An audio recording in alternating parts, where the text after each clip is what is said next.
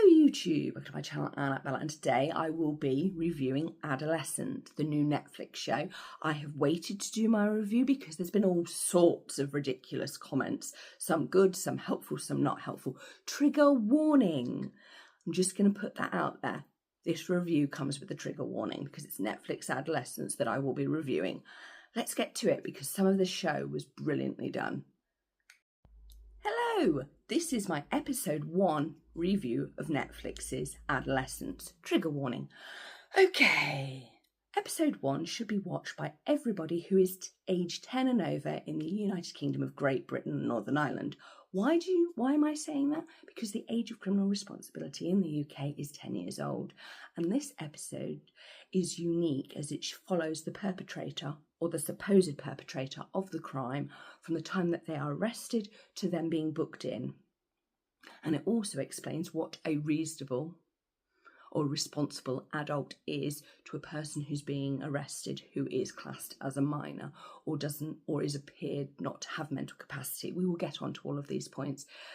I like the fact that it actually presented the police not liking the fact that they have to deal with children who may or may not have murdered. And I'm going to use may or may not have murdered purely because when you are arrested, you are suspected of a crime. You haven't been proved to have done a crime. I'm liking the fact that they did one-shot shoots. That's where you basically shoot the whole scene in one shot. It actually added to the tension and allowed the drama to slowly unfold, unfold with a slow drip, drip, drip, drip, drip approach. I loved that. I love the fact that you also had to mentally piece it together. You weren't being given the whole information. You weren't being given A, then piece B, then C, then D. You had to wait and allow it to unfold. And I'm loving the fact that each character that they introduced was allowed time for you to get to know them. The introduction of the lawyer, the introduction of the parents, the introduction of the sister. Even though we didn't get much time with the sister, you didn't need much time with the sister to know how she was feeling, to be absolutely honest. Sometimes less is more. And Adolescence, episode 1, did less is more in a big way. I really appreciated every single character in this particular episode had a purpose and had a function and was incredibly well written. This particular writer wrote Harry Potter Cursed Child. I like a Cursed Child. Loads of other Harry Potter fans do not, but I'm first generation Potterhead. So Cursed Child makes a lot of sense to me. In fact, I find it very, very good for closure. Got nothing to do with Adolescence apart from they have the same writer. This particular episode was really well written. You were allowed to see all sorts of things happen with these characters. And I'm loving the fact that after they did the strip search on the child, because they have to, because that's what happens when you're arrested, that the child then put his top on the wrong way round. That is a brilliant detail because that shows how uncomfortable he was without having him to actually speak it. The writer showed, he didn't tell you that he was uncomfortable. It was brilliantly done.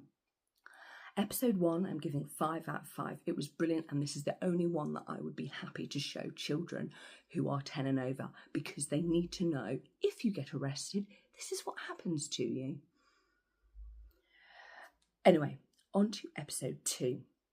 Episode 2 actually raised a huge point, which is to do with TV funding in the UK. Episode 2 needed 300 extras for the fire drill in the school. The BBC could not afford 300 extras, so this is why Netflix actually picked up Adolescence and funded it, purely because of those 300 kids that they needed for the fire drill. I thought that they showed a school really well. They showed how chaotic, how busy, how complicated, how complex one lesson is.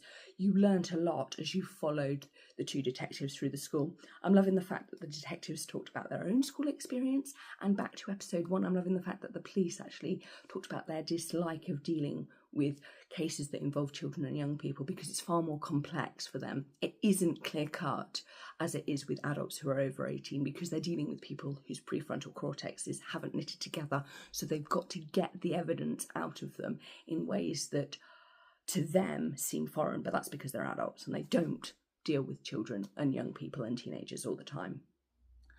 I'm loving the fact that the son actually rescued the father in this episode. I thought that was brilliant because he was bumbling about. But to be fair to the adult, that is how adults generally are with teenagers. They bumble about, they've completely forgotten what it is like to be a teenager, and then they think, oh, when they're actually told that this emoji means this. And one of the reasons that is causing such controversy is, as a geriatric millennial, yes, I am a geriatric millennial, other adults haven't realised what I call the internet trickle-down effect.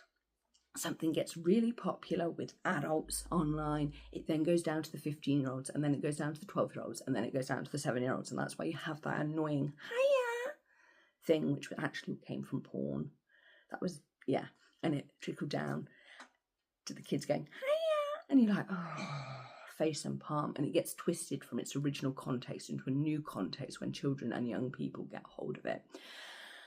And this is very much the case with the so-called red pill. Oh, the poor Matrix. See, the kid there was like, the Matrix, what are you talking about? That's got nothing to do with actually what this currently means, or the manosphere.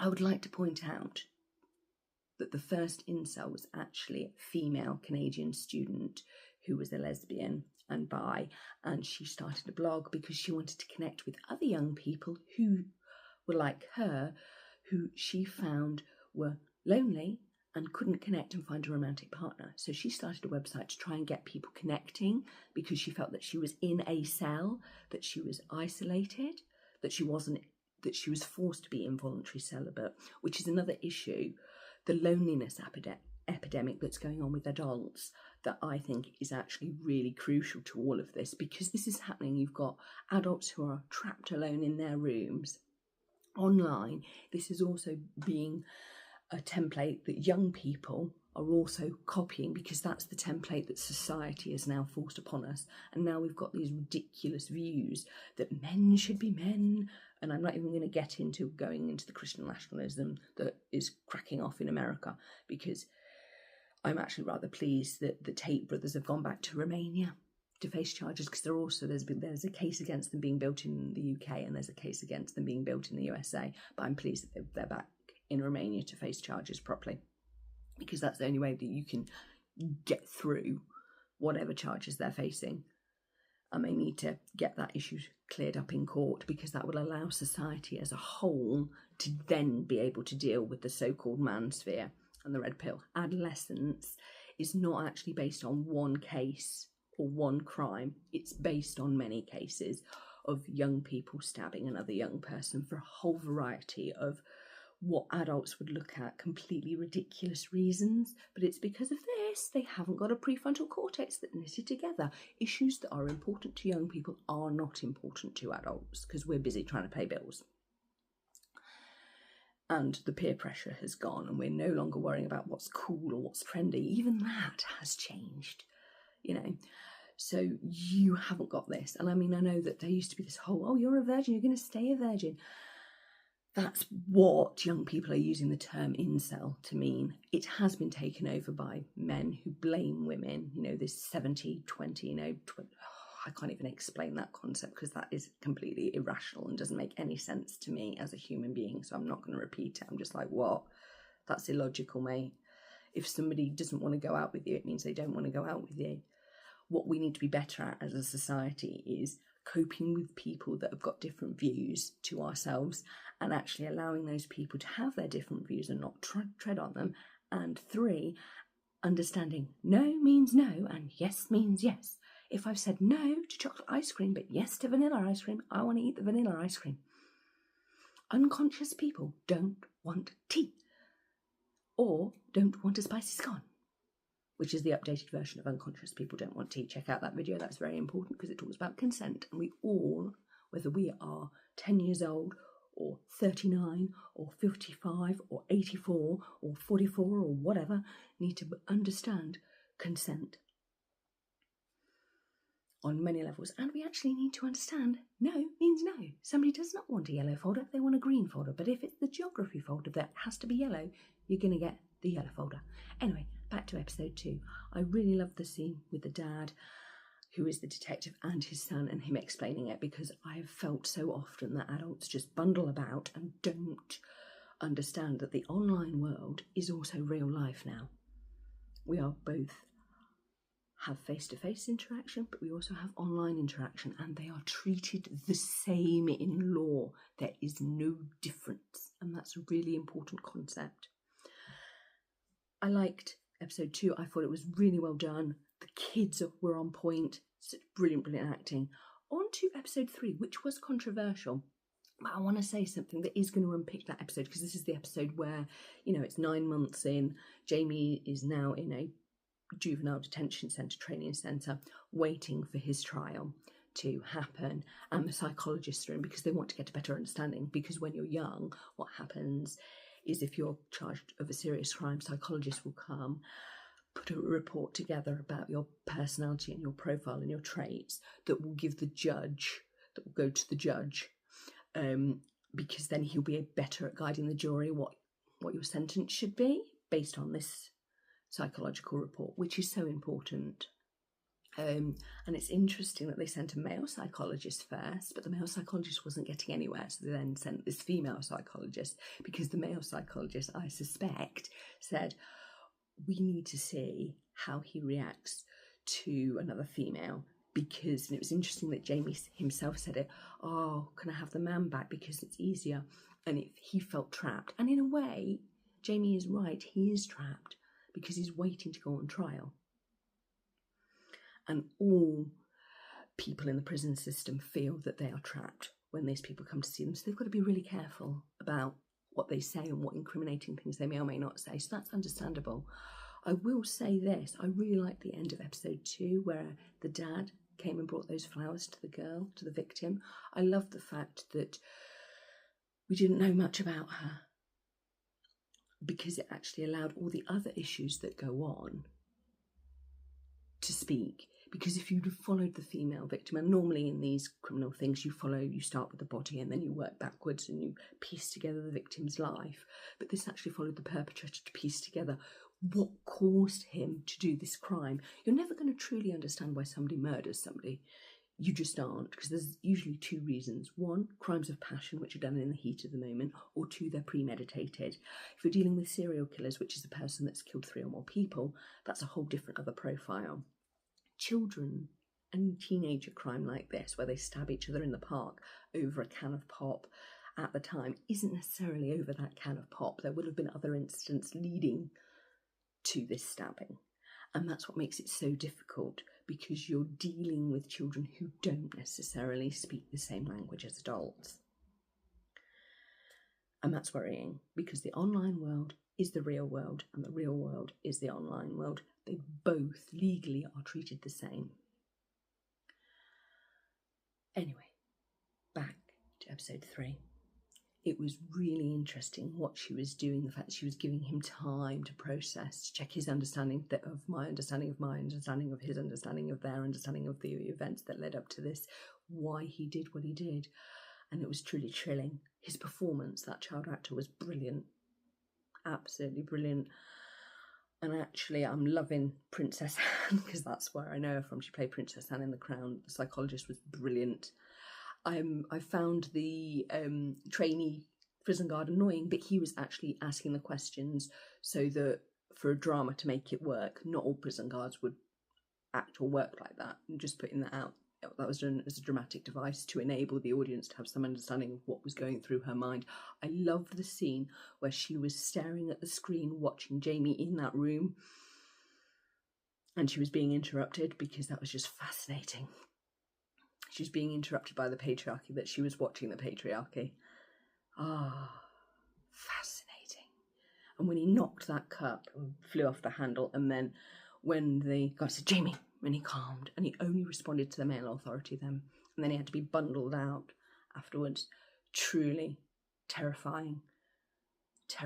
And his dominance and his act, that he felt that the only way that he still wanted her respect. I love the fact that they had that really good chemistry at the start, and then you saw his will to dominate. I want to speak briefly about the dad. A lot of people have tempers and rages. It doesn't mean that they're going to stab people. having a temper is a normal expression of anger. Taking down a shed or chopping a tree down because you're angry is actually a rather healthy thing to do with your anger. It's getting it out, like when you used to like punch a bag or punch some clay or just go into your bedding. All normal. Doesn't mean you're going to kill anybody. Anger is a normal emotion, and there are great ways of getting it out that don't involve stabbing people, like swimming or play fighting. Doesn't mean you're going to murder anybody. Let's keep it rational, keep it normal. When we're crying, it just means we're upset. It doesn't mean that we're going to be depressed. When we're happy, it doesn't mean that we're manic. It just means we're enjoying what we're doing. We need to remember proportion and not get carried away and say, I've suddenly got a disorder. No, you're just a happy person. You're just feeling sad because your cup has broken, and that's okay. We have to validate the emotions that we have and say, actually, as a human being, we're allowed to experience these emotions, and sometimes they're not going to be very nice, and sometimes they are going to be nice, and we can't control how other people react to our emotional outbursts, whether they be a happy one or a sad one or whatever. I really, really loved how all this was shot in one single shot. It built the tension in a slow drip. I know some people have said it's boring and it was dull, but I actually really liked it because this particular writer comes from writing plays on the stage. So he's written this as if it were a play. I love the fact that you had the rain on the training centre as this was going, because it was like it was crying with all the weeping and the sadness that was contained in this building, and that the individuals within it were damaged. We're dealing with damaged people who damaged other people because they were damaged. I thought that was a really good message to say. Regular people do not commit crimes unless something has gone very, very, very wrong, either with them or their victim. And yes, the coloured emoji, back to episode 2, the coloured emojis do mean things, and some adults use them and some do not. And this is why some children and young people are going, I don't use them, I don't use them like that. But other people do use them like that. It's worth noting. Hence why I said different people use things in different ways. And they have a different meaning, because I mean, everybody knows what an aubergine or an eggplant means in an emoji, or a peach, don't we? We're not stupid, and we're not born yesterday. So episode 2 was a particular highlight for me. I really felt the building. Episode 3 was particularly good. Episode 1 was brilliant. I love the fact that they actually made him wet himself, because that highlights how frightened he was. And going back to the gap in his wallpaper, that will come up again in episode 4. Episode 4 is the only episode where you followed the family, and the fact that you had to witness the mum consolidate the dad and try and keep, dad's anger, a lid on it. Because people can be angry. You would be angry. That's a lot of pressure to put on somebody. And then for somebody to write, what they wrote on his van, builds and builds and builds and builds the anger. And the fact, the best part of the episode was actually with the parents in the bedroom discussing the fact, he was rubbish at sport, but he was really good at drawing. And the fact we got him the computer, didn't we? We thought he would be safe. We never believed that he was being indoctrinated by the manosphere and the red pill and all this malarkey saying that men should dominate women. 80% of women are clever, so you've got to be trapped by 20% of men. It doesn't make any sense. There's no logic to that. Bonkers. Completely bonkers. But somebody who's not got prefrontal cortex, who can't think logically, would accept that as gospel. And it's not. It isn't. And all of this, man should be the breadwinner and women should stay home, that's actually a fairly modern invention. In the past, in Victorian times, women often did work in the home that was paid. And in fact, it wasn't that long ago when weaving men were weaving in the home. The whole family was earning money in the home. It was only when factories were invented that men and women would go to a factory. And then there was issues of, what do we do with all these kids?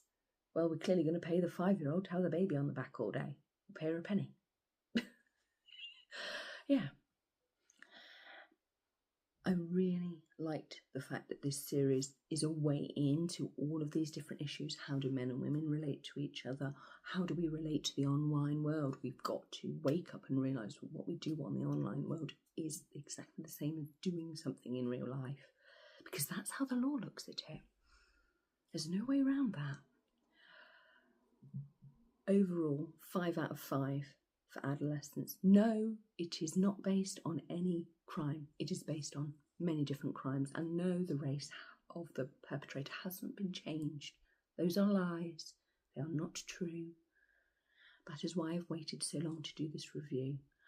I really liked the scene in the van. I know a lot of people moaned and said, why are we doing this scene in the van? Because at the time I was like, this scene in the van's taking a long time. But it was actually allowing you to understand that this particular family have also now got a sentence. It's not just the perpetrator of a crime that is living a life sentence. It's their family, because they've got to manage birthdays and Christmas with them. They've got to make sure that they either support them as best they can with their rehabilitation, or that they are forever supporting somebody who's never going to see the light of day. And that is a whole different kind of life sentence, because obviously you've got the victim's family who are living a life sentence of their own, because that little girl's never going to come back, whether she bullied him or not, which she clearly did because she sent those things to him online. You've got to be really careful, and you've got to watch what your children are doing online. And if in doubt, don't give them a phone, or put a parental locker on it and know how to use it. And I know that this takes time, but that's what we've got to do. I like the fact it actually allowed you to see that actually when somebody commits a crime, it puts their family on a sentence, and it puts the victim's family on a life sentence, as if they're working these strange parallel paths, as well as the criminal justice system. Another point that is really important to consider is the fact that it took this 13-year-old boy a whole year to admit that he was guilty. Prefrontal cortex. Because he knows that if he admits he's guilty, he will get the sentence that he requires. If he says that he isn't guilty and then is found to be guilty, that will be a whole other show that will not be good for him. And I know people like, we don't really do deals like they do in America and such. But how you plead has an impact on your sentence and how you're seen. And I was really pleased that it took Jamie a whole year to admit that. But the fact that he did admit that is such a huge breakthrough for him, because it will mean that his life sentence that he's going to do will actually be manageable for him, because he's admitted, yes, I did murder this girl, I did stab her, over red pill emojis on Twitter or Instagram or whatever it was. It's ridiculous. That's where we're at as a society. We've got children stabbing children over a can of Coke, or in the park, or other issues. It is absolutely ridiculous. And if we as adults aren't there to support them and to stop this before it happens, there will be consequences. Because this is what happens when children are left alone to do stuff. Anyway, Adolescence, 5 out of 5. I've really enjoyed it. Do not believe any of the misinformation that is going on about it. That is why I have waited to do this review. I didn't want to rush it. I wanted to give it the time and attention that it needed.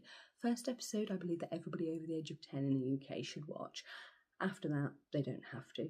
Second episode was in a school, and all teenagers should probably watch that episode, because the chap that helped him hide the knife, yes, he actually is going to get convicted of that, but he's actually staying at home because he didn't stab anybody.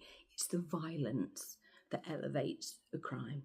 Second episode was absolutely chilling, because you actually got to see the real Jamie, the mask of the 13-year-old boy that wet himself in his own bedroom with the ripped wallpaper. Remember the ripped wallpaper? I'm coming back to that. That mask has dropped, and there you see what he would have been as an 18-year-old adult. Somebody who thinks that he's got to dominate women. It's like, you do not tell me to sit down. Shocking. Absolutely shocking. It was horrific and chilling. The fourth episode allowed the family to actually show their side. And yes, a lot of stuff has been talked about the father, but actually you got to see the mum and the daughter and how they manage this. And the scene where the dad tucks the teddy bear into his son's bed and said, I should have done better. And you see the ripped wallpaper. And it's very telling that in episode 1, when Jamie's being arrested, his hand is very near the ripped wallpaper and it looks like a knife. And then the lingering scene, because it's space, his wallpaper, and you've got that gap. And the gap is the knife that's ripped his whole family apart, that's ruined this perfect night sky. Love that for imagery. Anyway, enough English literature analysis on a topical show. Is brilliant. I think that all adults should watch it, and I think that anybody over 15 should watch it. If you are 10 and over, just watch the first episode with your child and say, this is what happens when you get arrested and get booked, because a 10-year-old can be charged with a crime. I do not have to say the name Jamie Boulder case to anybody for them not to get it. Anyway, 5 out of 5. I've talked enough. This is the end. I'm giving it 5 out of 5. Don't believe the misinformation because they are wrong. The ethnicity of the person hasn't been changed, and it is not based on any one case. It is based on all of these current young people stabbings generally. So there you have it. I hope that you have a rational day.